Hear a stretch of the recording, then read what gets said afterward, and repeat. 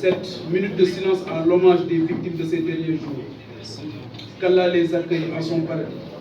Amin ya Rabbi. Il s'appelle Pape Amadou Keïta et Hassim Diédhiou. 14 ans pour l'un, 35 ans pour l'autre. Deux jeunes abattus à la fleur de l'âge. Deux espoirs de famille brisés. Deux destins écrabouillés.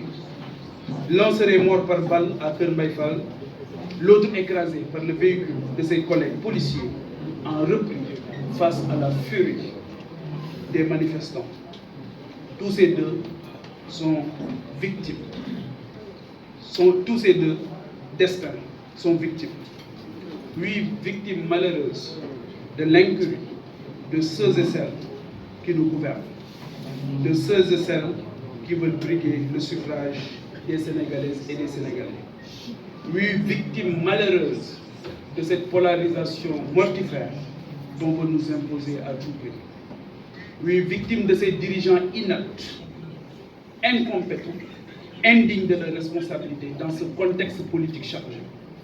8 victimes de leur incapacité à prévoir et à résoudre des crises. Dans la pénombre de leur manichéisme, de leur calcul, dans leur quête absolument scandaleuse du Graal, c'est-à-dire l'accès aux ors et aux dorures, l'action politique et ou la conquête du pouvoir nous font payer un lourd tribut, d'autres depuis notre indépendance. Une liste de morts, les exemples font légion. Des morts qui pouvaient et qui devaient être évitées. Assez. Stop. Basta. Doy na. Gassi. Mënatuñu continuer di faat nit ñi ci Sénégal. Arrêtons-nous un instant. Trop c'est trop. À côté de ces pertes en vies humaines, mesure-t-on assez l'impact sur la vie des citoyens en termes de transport public, notamment pour l'opérateur public Dakar Dem Dikk, déjà mal en point, qui subit l'incendie volontaire de dizaines de bus. La destruction de biens publics est un coup de poignard au dos des Sénégalaises et des Sénégalais, sur les plus modestes, disons-le clairement. Rien ne saurait justifier ou l'excuser. En termes de perte de quantum horaire, quand on voit la circulaire de l'inspection de Ziguinchor suspendant les cours pour une semaine, on est où? Même l'éducation de nos enfants, de vos enfants, n'est pas épargnée. On marche sur la tête. Quid de la santé, avec de nombreux malades cloîtrés chez eux, faute de transport et en l'absence totale d'une vie économique. Mesdames et messieurs, le Sénégal ne mérite pas cette situation. Et force est de dénoncer avec la dernière énergie cette incapacité d'une certaine classe politique qui n'est pas à la hauteur des enjeux. Dans un pays où chaque année, 250 000 jeunes arrivent sur le marché de l'emploi sans perspective d'insertion. Dans un pays où vont sortir cette fin d'année 2023 2,5 millions de tonnes de gaz naturel liquéfié, 100 000 barils de pétrole. Croyez-vous que les chamailleries puériles, l'instrumentalisation de la justice à des fins politiques, a cassé de l'opposant entre un président forclos définitivement pour 2024?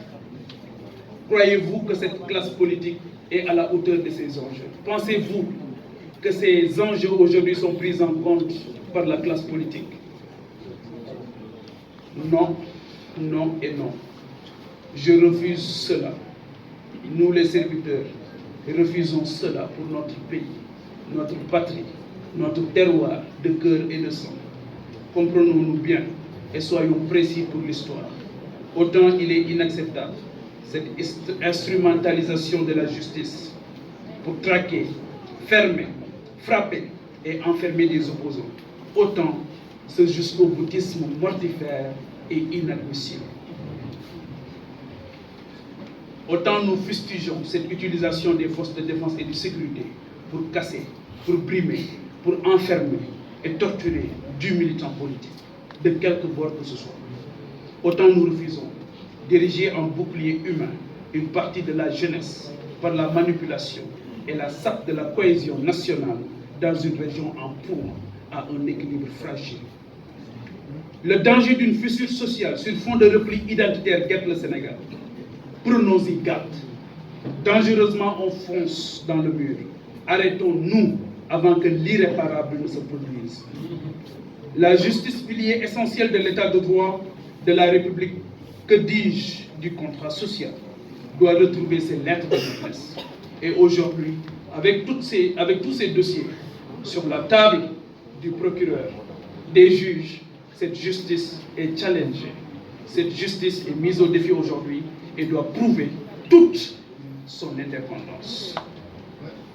En étant moins inéquitable, en inscrivant son action dans la recherche de la vérité, la seule dans son temps, sans influence ou agenda politico-politicien. De même, il ne saurait exister dans une république, à moins qu'elle ne soit bananière des catégories de citoyens différentes.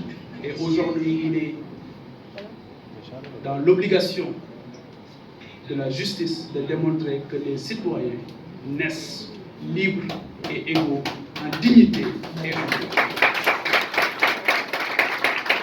C'est cela la vérité. Les arrestations arbitraires doivent cesser immédiatement. Les quelques 500 personnes embastillées ces temps-ci, souvent des jeunes à la fleur de l'âge, des espoirs emprisonnés, des talents bâillonnés, des énergies claquemurées. Bref, un Sénégal garrotté. J'interpelle la communauté internationale, les amis du Sénégal, à jouer leur rôle et à alerter l'opinion publique internationale sur les graves risques de basculement qui guettent notre pays, qui reste un phare dans cette Afrique subsaharienne. Ses partenaires doivent parler et agir avant que cela ne soit trop tard. Personne, je dis bien personne, n'a intérêt à une déstabilisation du Sénégal. Dans ce contexte géopolitique mondial, je conclus hélas pour évoquer encore ce grand drame qui a frappé récemment notre jeunesse. La jeunesse de Ngor, avec la mort de la jeune fille Adja Diallo, des suites du litige foncier opposant les populations à un démembrement de l'État, en l'occurrence la gendarmerie. Ce conflit traduit l'échec d'une gouvernance foncière,